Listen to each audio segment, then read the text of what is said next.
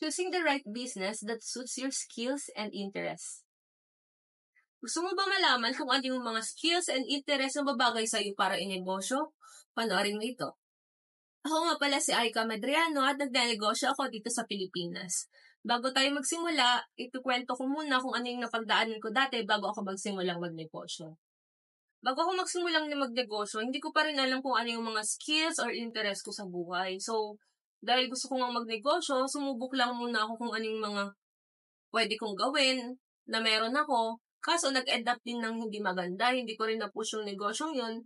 Dahil hindi nga yung interest ko, kumbaga parang gusto ko lang mag-try pero hindi ko pa na-experience. Tumubok din ako ng iba't ibang negosyo. Mga negosyong yun, hindi ko na naipagpatuloy dahil tingin ko hindi naman ako magiging dedicated and consistent doon kasi tingin ko hindi para sa akin yun. Kaya nung pinili ko yung bagay na gusto ko, kung ano yung tingin kong mas magaling ako, ay yung finish kong gawing negosyo. Which is, mas nagbigay sa akin ng fulfillment na yun. Alam nyo, sa pagpili ng negosyong tatahakin nyo, hindi dapat na gawin nyo lang dahil hype ito or dahil uso ito. Kasi eventually, hindi rin yun magsasucceed kasi nga hype lang.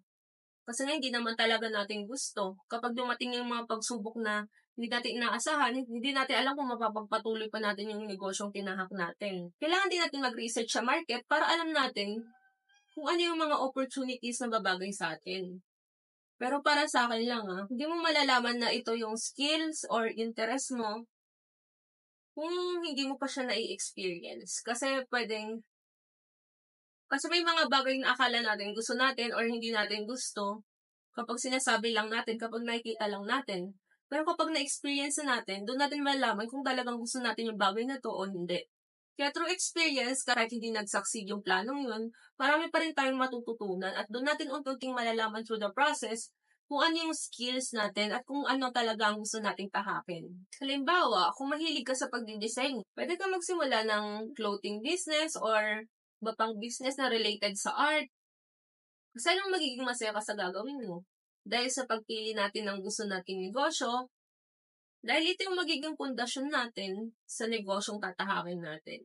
So, basta ipagpatuloy mo lang kung ano yung gusto mong gawin at alam mo hindi mo ito susukuan. Halimbawa na lang ako, nagtayo ako noon ng clothing line business pero hindi ko ito natuloy.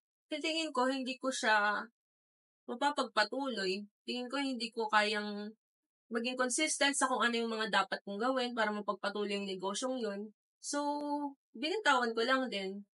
Nag-shift ako ng ibang negosyo na tingin ko na mas makakaya ko at mas tingin kong kaya kong ipaglaban. Nagtayo ako ng negosyo na gadgets and accessories. Pinili ko yon kasi mahilig nga ako sa mga gadgets, ganyan. Mahilig ako sa mga Apple products, camera. Naisip ko na tingin ko, ito yung mas babagay sa akin. Ito yung mas maaaral ko kung ano yung, ito yung mas kaya kong aralin para ibenta sa market. Ito yung mas mapapadali para sa akin. Hindi naman importante yung mapadali, pero kung ano, ano talaga yung kaya mong ipaglaban. At isa pang halimbawa, yung bago kong tinayo ngayon na pet shop business. Sarili kong brand dahil mahilig ako sa aso at pusa. So, may interest ako sa mga may related sa pets, gaya ng pet bath supplies, mga pet food, mga kagamitan.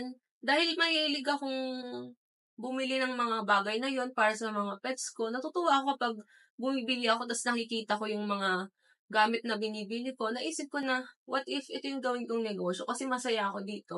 Masaya ako na makapag-provide din sa iba ng kailangan nilang produkto.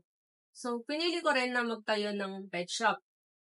Sa ngayon, online pa lang kasi yun pa lang yung pinaka-convenient way sa akin para magbenta.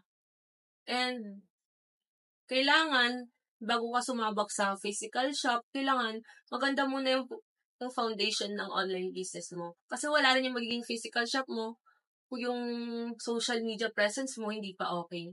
Ayun yung mga bagay na tumatak din talaga sa akin.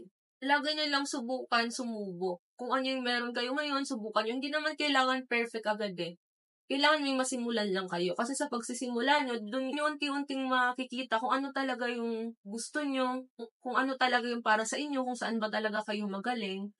Hindi nyo kasi siya basta-basta ma-figure out. Gaya ng naranasan ko rin. Lahat naman ng bagay mahirap gawin, walang madali talaga. Mas nagiging mahirap lang yung isang bagay kapag hindi mo ginagawa yung gusto mo. Kasi hindi ka na gumagawa ng paraan para malaman kung paano ito ma-figure out kasi hindi mo nga ito gusto. So, pag pipili ka ng negosyo na talagang gusto mo, kahit mahirap ito, ipaglalaban mo ito, aaralin mo ito, hanggang sa unti-unti mo ma-figure out kung paano ito magsasucceed. Kailangan alam natin na mapagpapatuloy natin ito kahit anong mangyari. Titignan mo rin kung may market demand ba ito. Marami pa naman tayong pag-uusapan sa mga next vlog tungkol sa pagnenegosyo. Kasi napakalawak ng pagnenegosyo, hindi lang siya basta sabihin mo gusto ko magnegosyo, ito yung gusto ko, dito ako magaling, ay ayun na yun. Marami ka bang dapat i-consider para maging successful yung pagpapatakbo mo ng negosyo. Kasi kahit ako hindi pa galing kalaki yung negosyo ko dito, pero alam kong gagawin ko lahat para ma-figure out ko kung ano yung mga bagay na kailangan ko para mas mapalaki ito at para mas maging successful in the future. Mas magagawa natin ang isang trabaho ng maayos, ng consistent, kapag alam natin na masaya tayo sa ginagawa natin dahil yun yung skills and dun tayo masaya. Kalaban kasi natin dito, naduduwag tayo na sumubok kasi natatakot tayong mag-fail. Pero hindi natin alam na kailangan natin mag-fail para matuto. Paano natin malalaman yung mga bagay na gusto natin kung hindi natin muna ito may experience? Kaya ngayon, kung may naiisipan ka ng negosyo na saswak sa skills and interest mo, gawin mo na kasi mas ako yung may simulan tayo kasi sa wala tayong simulan at magsisi na lang tayo sa huli. More na mas natututo tayo ng maaga, the more na mas marami tayong nai-experience ng mas maaga, the more din na mas lalapit yung success sa atin. So, wala namang madali, pero napaka-importante ng bagay na simulan mo. Wala namang madali, pero napaka-importante na magsimula ka sa isang bagay na gusto mong gawin. Kung kayo ay may natutunan sa video na ito, i-follow at i-subscribe niyo ako sa akin account. Learn today, create a better tomorrow.